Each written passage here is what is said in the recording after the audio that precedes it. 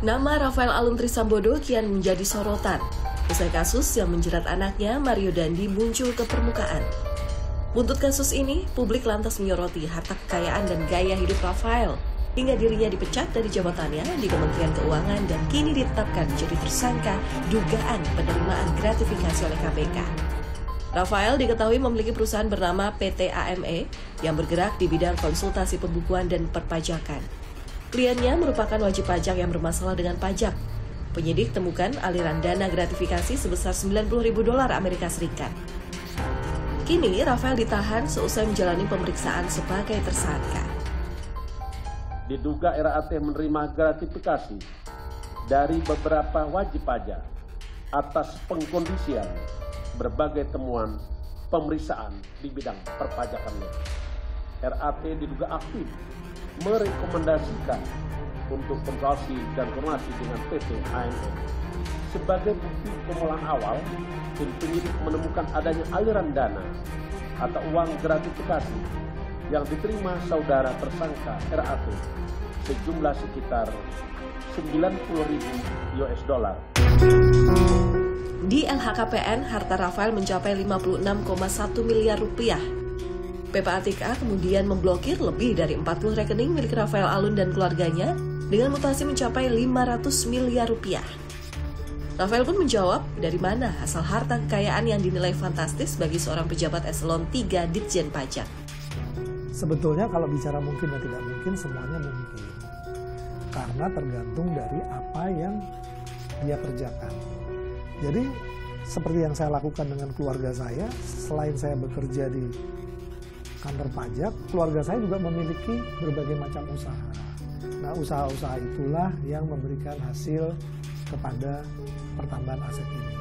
Di sisi lain, kami juga memperoleh hibah dari orang tua. Jadi aset-aset yang bernilai besar itu hibah dari orang tua. Jadi ada 3 aset. Pada saat itu juga saya belum memiliki kewajiban menyampaikan LHKPN, tapi di SPT saya aset itu ada. Hasilnya KPK menemukan sejumlah barang berharga dan uang senilai 32,2 miliar rupiah yang disimpan dalam safe deposit box. Tim penyidik juga melakukan penggeledahan di rumah kediaman RAT. Di dalam pelaksanaan penggeledahan tersebut ditemukan beberapa barang berharga berupa dompet, ikat pinggang, jam tangan, tas, perhiasan, dan sepeda, serta uang dengan pecahan mata uang rupiah.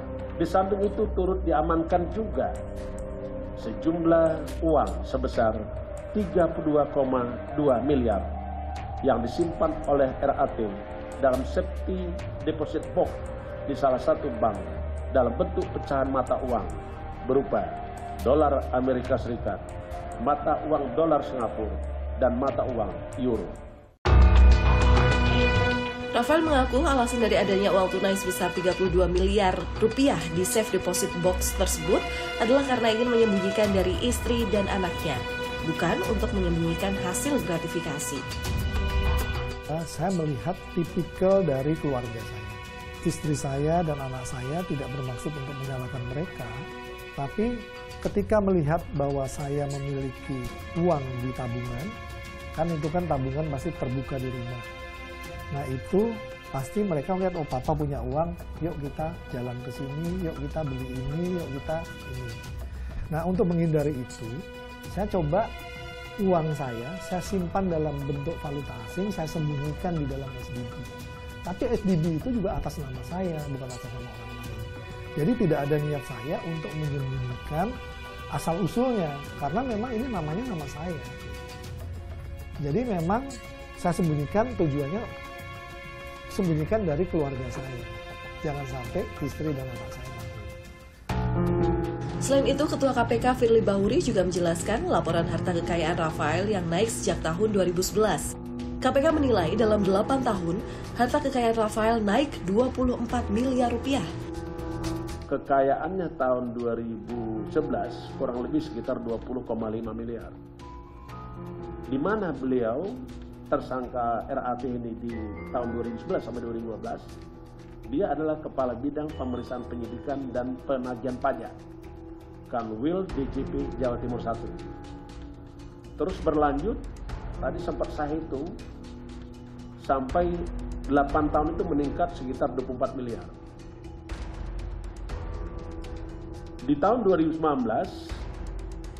harta kekayaan mencapai 44,8 miliar. Sedangkan berdasarkan LHKPN tahun 2020 mencapai 55,65 miliar. Namun sebelumnya, Rafael menjelaskan, tidak ada pertambahan nilai aset sejak awal mempunyai kewajiban lapor ke LHKPN tahun 2011. Ia menyebut nilai jual objek pajak yang ia laporkanlah yang mengalami pertambahan nilai. Jadi sebetulnya kalau kita flashback kepada kepemilikan harta saya, aset tetap saya sejak tahun 2011, ketika pertama kali saya memiliki kewajiban melaporkan LHKPN, itu sampai dengan saat sekarang itu tidak ada pertambahan.